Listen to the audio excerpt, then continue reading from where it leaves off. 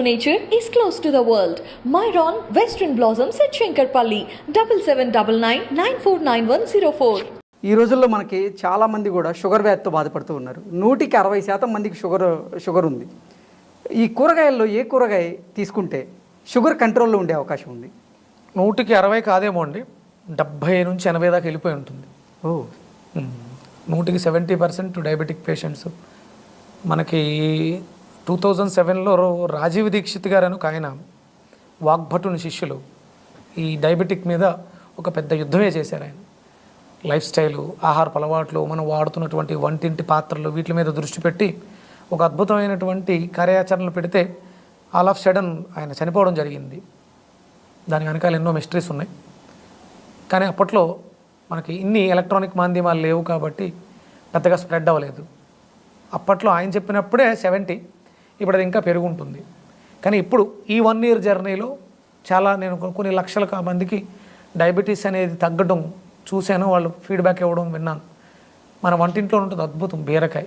కొన్ని లక్షల మంది నుంచే నేను ఫీడ్బ్యాక్ వినడం జరిగింది. అద్భుతం మన వంటింట్లోనే. అంటే ఇదేది అంటే అవగాహన కోల్పోయాం అంతే, అంతకుమించి ఏం కాదు. పూర్వం నుంచి ఉంది వంటిల్లే వైద్యశాల అంటే మరి మెడిసిన్స్ అని ఎక్కడ కనపడవే అంటే ఆ పోపుల పెట్టెలో దాచేసారు. ఆ పోపెట్లు బట్టి వరకే తెలుసు. మన చుట్టూ ఉండే చాలా పదార్థాల్లో ఔషధ గుణాలు ఉన్నాయన్న విషయాన్ని మనం మర్చిపోయాం అంతే. ఇప్పటి నుంచో చెప్పుకుంటూ వస్తున్నారు వంటిల్లే వైద్యశాల, మీకు కావాల్సిన మెడిసిన్స్ అన్నీ అక్కడే ఉన్నాయి.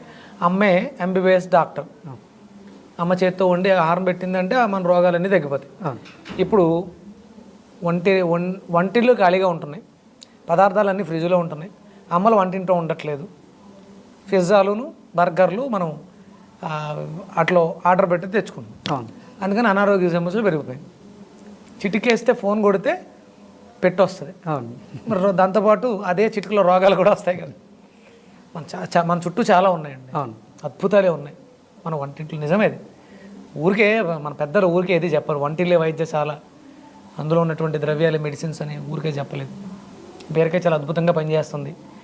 ఇంతలా పనిచేస్తుందా అన్న విషయం ఆ ఫీడ్బ్యాక్ విన్న తర్వాత చూస్తున్నాను నేను. ఇప్పుడు మేము ఏదైతే ఈ కైలాస మానస సరోవర యాత్రకి అమృతాహారం అంటే ఇంక వండింది ఏమి తినవండి, వెజిటేబుల్స్నే పేస్ట్లా తయారు చేసుకుని దాన్ని తింటూ ఉండాలి. ఆకలేసినప్పుడల్లా ఎంత ఆకలేస్తే అంత దాన్ని తినడమే. ఓకే, తింటూ ఉంటుంది, శరీరం గాల్లో తేలుతూ ఉంటుంది, మనకి అక్కడ బరువు అనిపించదు. అలా మన లైఫ్ స్టైల్ డిజార్డర్ ఇది డయాబెటీస్ అనేది. డాక్టర్ వరప్రసాద్ రెడ్డి గారు హెట్రో MD ఆయన చెప్పారు. అప్పటి వరకు ఎవరు చెప్పలేదు ఇది ఒక లైఫ్ స్టైల్ డిజార్డర్ అని. ఆయనే చెప్పారు.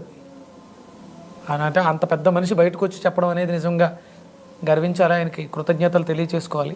అంటే ఇక్కడంతా కూడా మెడిసిన్స్ మీద వ్యాపారం జరుగుతున్నప్పుడు ఒక ఆ మెడిసిన్స్ తయారు చేసే వ్యాపారవేత్త బయటకు వచ్చి ఇది లైఫ్ స్టైల్ డిజార్డర్, మీ చేతులారా మీ జీవితాన్ని నాశనం చేసుకుంటున్నారయ్యా, మారండి, మందుల వల్ల ఏం పని కాదని చెప్పడం అనేది నిజంగా గర్వంగా చెప్పుకోవచ్చు.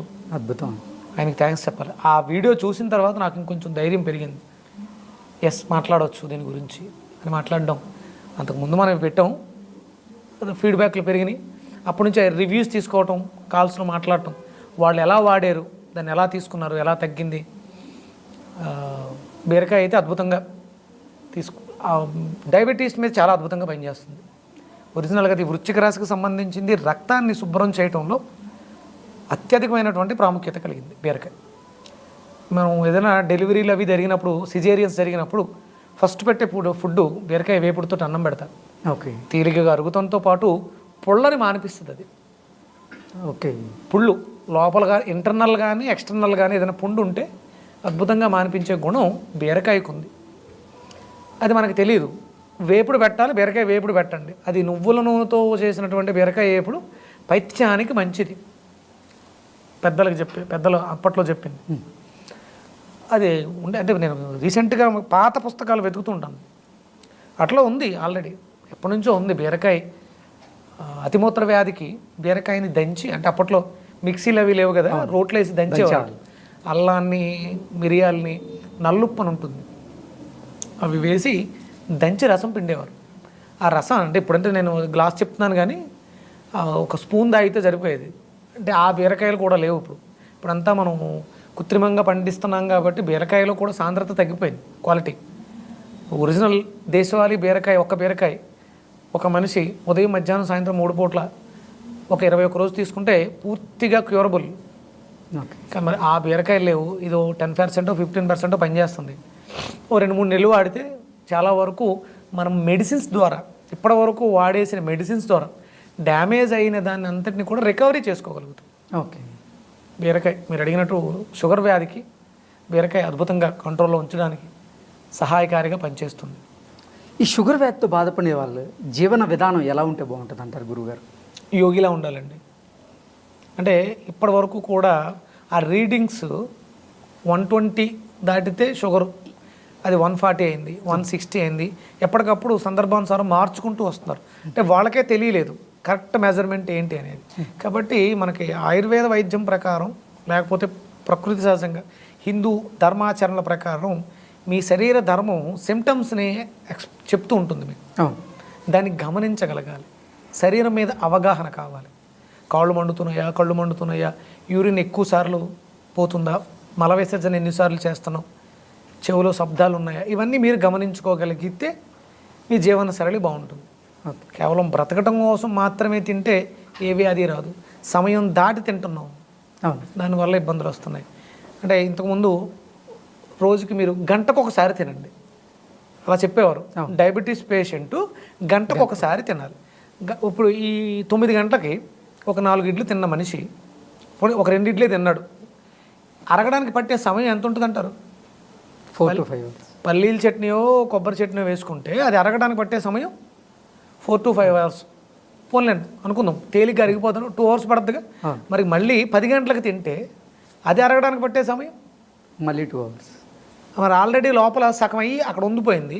దీని మీద అది వేస్తే ఏమవుతుంది, ఇది మళ్ళీ దీంట్లో కలిసింది. ఇలా కలిసింది కలిసింది కలిసింది కలిసింది సిస్టమ్ పూర్తిగా కొలాప్స్ అయిపోయింది. ఎప్పటికి తగ్గుద్ది షుగరు? తలనొప్పి వచ్చింది, ఏదో ట్యాబ్లెట్ డాటో ఇంకోటి ఏదో చెప్పారు, వేసుకున్నాక రిలీఫ్ వచ్చింది కదా, తలనొప్పి తగ్గింది కదా. ఇక జీవితాంతం ఆ గంట అయిన తర్వాత గంటకోసారి ట్యాబ్లెట్ వేస్తూ ఉంటే ఇక జీవితానికి అర్థమే ఉంది. అంటే గంటకి తినడం అనేది తప్పు. నువ్వు పదార్థం తీసుకున్న పదార్థం తాలూకు తత్వాన్ని బట్టి అది 4 గంటలకు అరిగితే 4 గంటల తర్వాత మళ్ళీ తినాలి.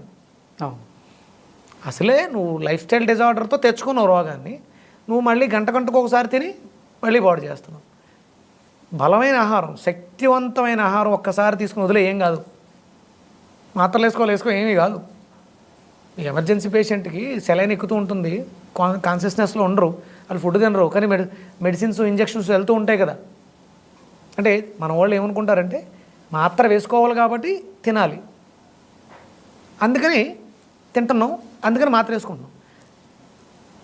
మాత్ర వేసుకోవడానికి తిండితో ఎట్లాంటి సంబంధం లేదు. గట్టి పదార్థం, ఆరోగ్యకరమైన పదార్థం ఒకసారి తినేసి వేసుకోవాల్సిన ట్యాబ్లెట్లే వేసుకో, అయిపోయింది. మళ్ళీ రేపు పొద్దుట వరకు ఏమీ తినకు, ఏమీ కాదు. షుగర్ ఎందుకు దారిలోకి రాదు? నోటిని అదుపులో ఉంచుకుంటే. అదే ఏదో సామెత ఉంటుంది, నోరు మంచిదైతే ఊరు మంచిది. చుట్టూ ఉన్న ఊరు కాదు, నోరు మంచిదైతే శరీరం బాగుంది. లోపల కూడా ఒక ఊరు ఉంది, ఒక పెద్ద వ్యవస్థే ఉంది, ప్రకృతి యూనివర్సే లోపల ఉంది. నోరు మంచిదైతే యూనివర్స్ మంచిది అవుతుంది, ఆరోగ్యంగా ఉంటాం, హాయిగా ఉంటాం.